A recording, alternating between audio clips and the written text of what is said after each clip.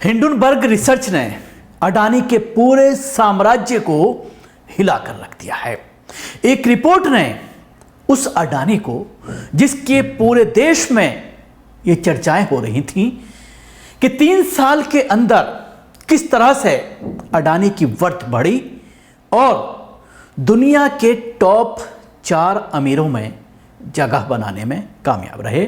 Top 10 की list में चौथे नंबर पर अडानी को शुमार किया जा रहा था, लेकिन एक ही झटके में एक रिपोर्ट ने अडानी के पूरे साम्राज्य को हिलाकर रख दिया।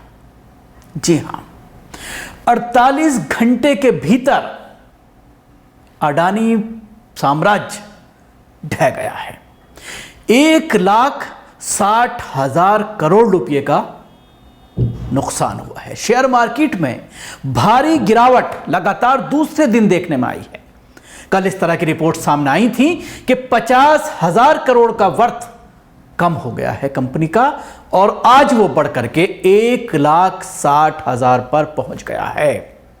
और जिस तरह के खुलासे इस रिपोर्ट में किए गए हैं वो काफी चौंकाने वाले हैं, लेकिन उसके बावजूद सबसे बड़ी बात जो है वो ये है कि 98.5 करोड़ वर्थ सिर्फ रह गई है। हालांकि अडानी पिछले कई सालों से 100 करोड़ की वर्थ से नीचे नहीं आ रहे थे, 100 करोड़ से ऊपर के पायदान पर लगातार बने हुए थे। तो एक ही झटके में जिस तरह से यह कहा जा रहा है कि 20 अरब डॉलर का नुकसान अडानी को हुआ है। और अभी देखने वाली बात होगी, क्योंकि लोगों ने अपने शेयर्स लगातार बेचने शुरू कर दिए हैं। जिस तरह का खुलासा इस रिपोर्ट में किया है, 32,000 वर्ड्स की यह रिपोर्ट है और उसके बाद अडानी ने यह कहा है कि हम उनको चैलेंज करेंगे, कोर्ट में चैलेंज करेंगे। लेकिन जिस तरह का गड़बड़ घोटाला चल रहा है देश में, उस पर ना तो सेबी बोल रही है, ना ईडी बोल रही है, ना ही कोई मीडिया इस पर बात कर रहा है। सवाल बहुत हैं।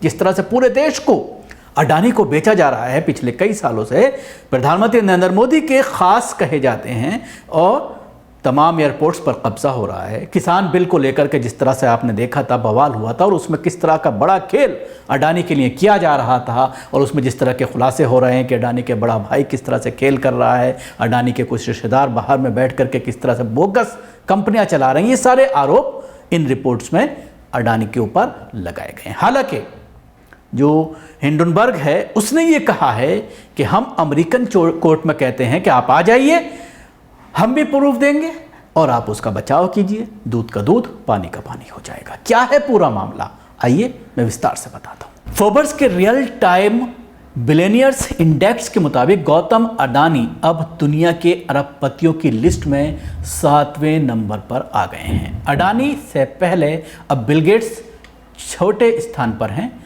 वॉरेन बफेट 5वें और लैरी एलियंस चौथे स्थान पर आ गए हैं। इस लिस्ट में तीसरे पायदान पर अमेजॉन के फाउंडर जेफ बेजोस, दूसरे पर टेस्ला के सीईओ एलन मस्क और पहले पोजीशन पर बर्नार्ड अर्नोल्ड हैं। अब आइए आपको बताते हैं क्या है रिपोर्ट। अमेरिकी शॉर्ट सेलर हिंडनबर्ग रिसर्च की 32,000 शब्दों की रिपोर्ट में अडानी ग्रुप पर कॉर्पोरेट दुनिया की सबसे बड़ी धोखाधड़ी का आरोप लगा है। रिपोर्ट में अडानी ग्रुप पर शेयरों की मैनिपुलेशन और अकाउंटिंग फ्रॉड का आरोप लगा है। हालांकि इन आरोपों को बेबुनियाद बताते हुए अडानी समूह ने कानूनी कार्रवाई पर विचार करने की बात कही है। अपने आधिकारिक ट्वीट हैंडल में जारी बयान में हिंडनबर्ग ने कहा है कि अगर अडानी समूह रिपोर्ट के खिलाफ अमेरिका की अदालत में मुकदमा दायर करता है तो रिसर्च फर्म दस्तावेजों की मांग करेगा। अगर अडानी समूह गंभीर है तो उसे अमेरिका में भी मुकदमा दायर करना चाहिए, जहां हम काम करते हैं। कानूनी खोज प्रक्रिया में हमारे पास दस्तावेजों की एक लंबी सूची है। इस बीच ये खबर आई है कि मार्केट रेगुलेटरी सेबी ने पिछले 1 साल में अडानी समूह द्वारा किए गए सौदों की जांच बढ़ा दी है। सोर्स के मुताबिक सेबी अब हिंडनबर्ग रिसर्च द्वारा जारी रिपोर्ट की स्टडी करेगा और शुरुआती जांच कर सकता है। बता दें कि आज शुक्रवार को अडानी ग्रुप के सभी शेयरों में बड़ी गिरावट दर्ज की गई। Adani Enterprises, Adani Ports, Adani Wilmar, Adani Green Energy, Adani Total, Adani Transmission, Adani Power समेत 7 लिस्टेड कंपनियों के शेयरों में लगभग 20% तक की बड़ी गिरावट देखी जा रही है। इससे पहले बुधवार को जब हिंडनबर्ग की रिपोर्ट सामने आई थी, उस दिन भी शेयरों में भारी गिरावट देखी गई थी। पिछले 2 कारोबारी दिन अडानी ग्रुप की कंपनी का कुल मार्केट कैप लगभग 4 लाख करोड़ रुपए घट गया है। टॉप 10 सूची में लंबे समय से गौतम अडानी और रिलायंस इंडस्ट्रीज के चेयरमैन मुकेश अंबानी अपनी उपस्थिति दर्ज कराए हुए थे, लेकिन शुक्रवार को आई गिरावट के चलते मुकेश अंबानी अब इस सूची से बाहर हो चुके हैं। उनकी संपत्ति 1.87 अरब डॉलर की कमी आई है और इस गिरावट के चलते अंबानी की नेटवर्थ कम होकर 87.7 अरब डॉलर रह गई है। अन्य अमीरों की बात करें तो एलन मस्क 215 अरब डॉलर की नेटवर्थ के साथ पहले पायदान पर बने हुए हैं, जबकि जेफ बेजोस 131 अरब डॉलर के साथ दूसरे और बर्नार्ड अर्नाल्ड 122 अरब डॉलर के साथ तीसरे नंबर पर हैं।